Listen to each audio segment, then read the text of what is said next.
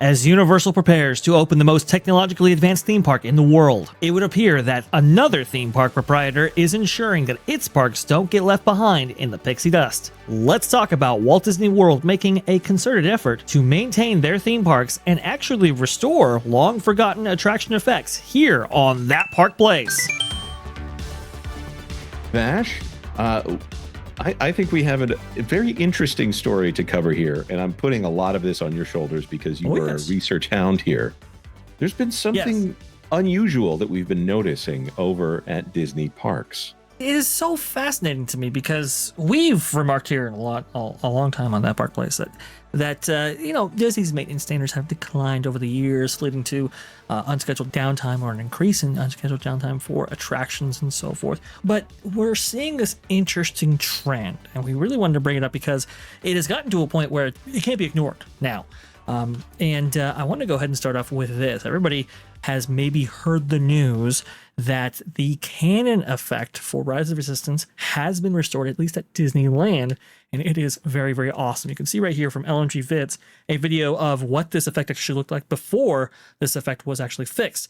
The idea being that your vehicle kind of froggers in between these cannons as they shoot off and move. These are very, very big effects here. It's actually, from what I understood, the most complicated effect that Disney's ever done because, for safety reasons, it has to interact with these ride vehicles, and no objects can be out of alignment or else the entire attraction actually shuts down because of that. You can see right here the effect restored. It's very, very cool, extremely complicated, and it's awesome that they're actually doing this. But it goes beyond just the cannons at Disneyland. We are seeing a slew of different investments across the Disney parks to restore effects or to make the parks look as immaculate as possible. Here you can see right here from Walt Disney World News Today, bioluminescent path repainting moves to another section of Pandora, the world of Avatar. You can see that they're repaving and restoring some of the built-in kind of glow effects there for the Pandora world of Avatar, which is awesome. We heard a couple of weeks ago that this effect of the leaking Twilight Zone Tower of Terror effect, in which the ceiling kind of leaks there and kind of shows that the passage of time for this specific attraction has been officially restored. And that was a 25-year-old effect. I'd be surprised if anybody working at Imagineering or the maintenance crew for Walt Disney World even knew that effect existed, and yet it has been restored. We've also seen new projections in Buzz Lightyear Space Ranger Spin. We have seen new seats added to the Carousel of Progress, and actually new seats added to Muppet Vision 3D, which is now closing, which is unfortunate. Right. But I want to stop on this one for just a second because I love Carousel of Progress. Carousel of Progress has been a favorite of mine for a very long time. It's been my touchstone here.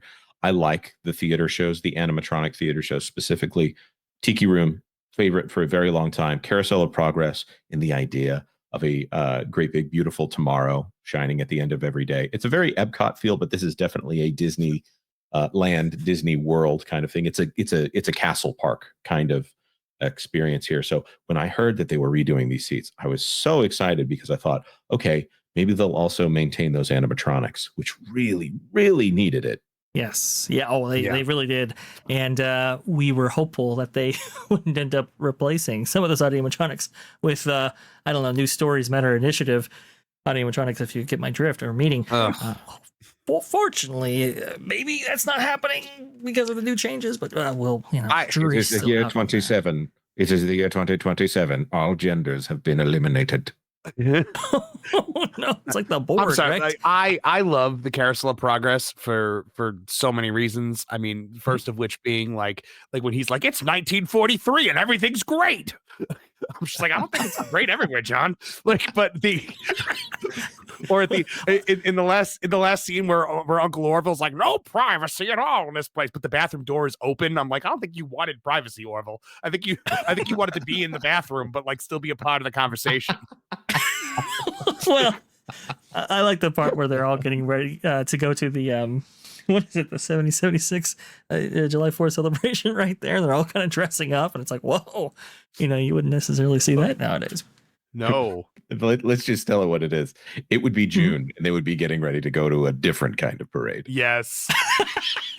yeah, that's the equivalent right there. Maybe that's the next version. Okay. I always wanted like as they're in like the older times, like I wanted like John to say just like terrible things, like I hear they're gonna give women the ability to vote now. It'll never work.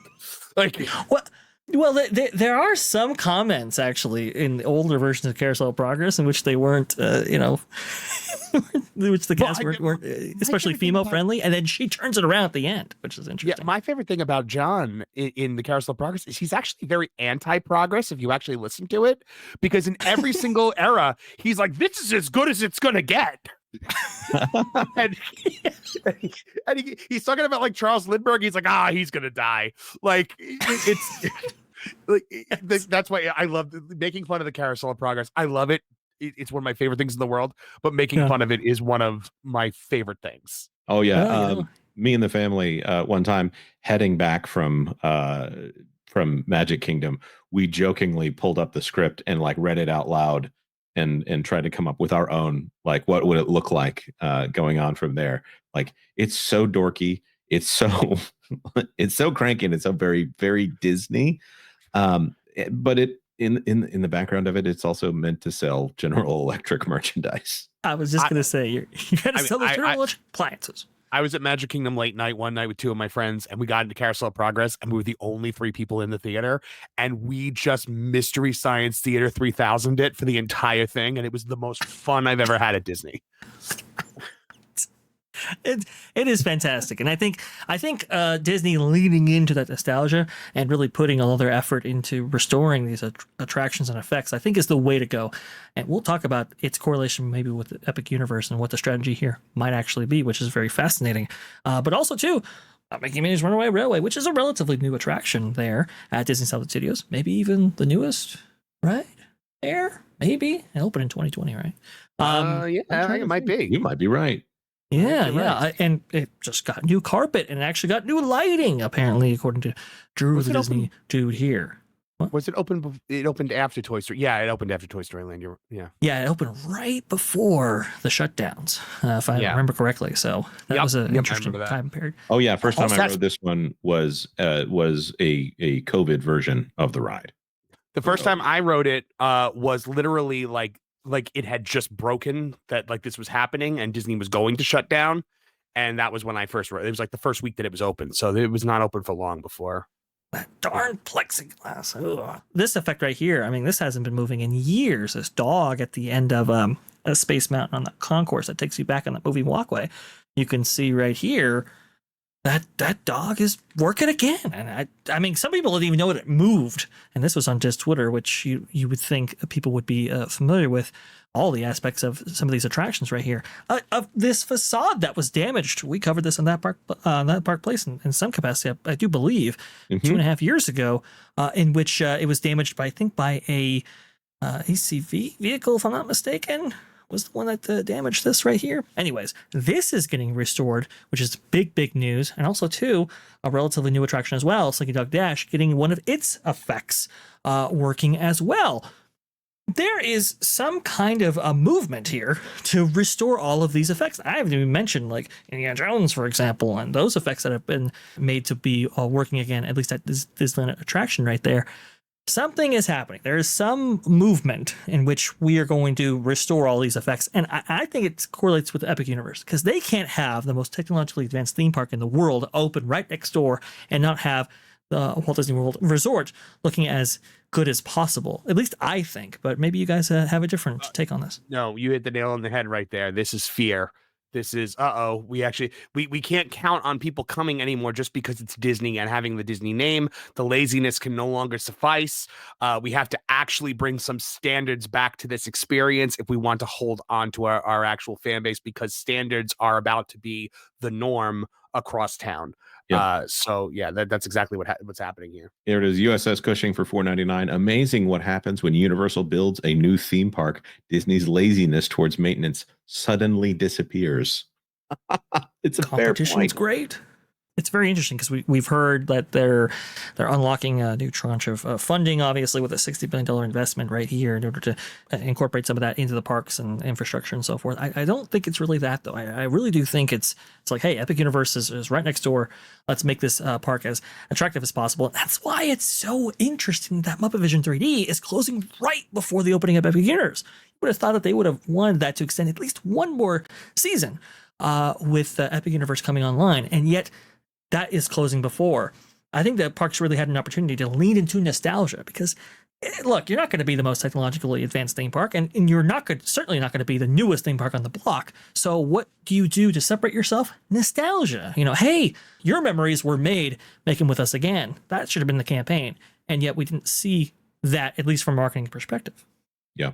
One thing I'm going to point out here: Hollywood Studios closes at 9 p.m. So maybe one of the reasons that they put this off for so long, maybe after, I think Toy Story Land is open during the Jollywood nights and things like that, So there might be an instance in which these lights would actually be seen by guests, but most of the time, this is not an effect that is available for people to see. It's just like, Disney, what are you doing? This is truly amazing to me because these are things that this was the Disney difference, things that don't have to happen to sell it, but they're selling the ride and the ambiance and brings you in. It's a cinematic thing. CLIFFLIX'S, who might still be in the audience right now, I saw his video on the Rivers of America, and it really sold it to me why Disney and the Rivers of America make such a big difference there.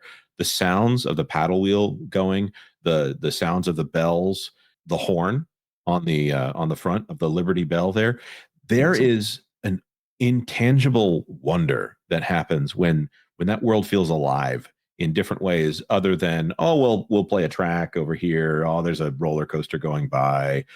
Not a lot of roller coasters going by at Disney, by the way. These are the things that make Disney different. Yes, and you can synthesize it in some ways, right? So I think the example that everyone's going to be familiar with probably is going to be the Hogwarts Express, in which it's not necessarily a working train, but it's synthesized to be like a train, even though it's kind of cable car run and everything like that. But Magic Kingdom's unique quality is that you have actual steam trains. You have an actual steam-powered paddle wheeler in the form of the Liberty Bell. That whistle is authentic and so forth. You see something like Hong Kong Disneyland, which does have a train around it. However, because of the strict regulations over there in China, they don't actually have an active steam train. It's just I think it's electric powered, and it's synthesized to have those sounds and effects that you would expect from a steam train. And there's something lost there. And so to bring these tangible effects to life and to preserve effects like Liberty Bell, for example, I think is unbelievably important, like you said, Jonas, because it really it provides that atmosphere that you expect from a Castle Park, Disney Park experience. This is something where I see someone at Disney. I don't know if it's a maintenance worker. I don't know if this is a parks level thing. I don't know if this is the $30 billion of maintenance and technology that they were very vague about. If this is Disney, again, they would never tell us because they never have made a mistake as far as their public reporting goes. I don't know if this is something where Disney is putting in a concerted effort to fix these parks. Of course, before that was announced, we've got lampposts that were falling down at Disneyland, several lampposts and speaker boxes in ways that I don't think anybody died from it, but they were injured though. Yes. But ceiling is collapsing in Epcot. I mean, it's falling apart. Right. And this is something where I think that Disney, someone at Disney is using their budget to fix these parks. I don't think it's enough to fix 12 parks. Well, 2 of those parks don't need any fixing because they're owned and operated by the Oriental Land Company. But the other 10 parks here, someone is trying to make sure that these things run the way that they're supposed to run. We're, of course, going to try our best to keep up with it here, but it's something that I was surprised to see. Thanks for watching That Park Plays News. For more information, consider checking out www.thatparkplace.com. And don't forget to subscribe, share, like, and send this out on your favorite social media accounts.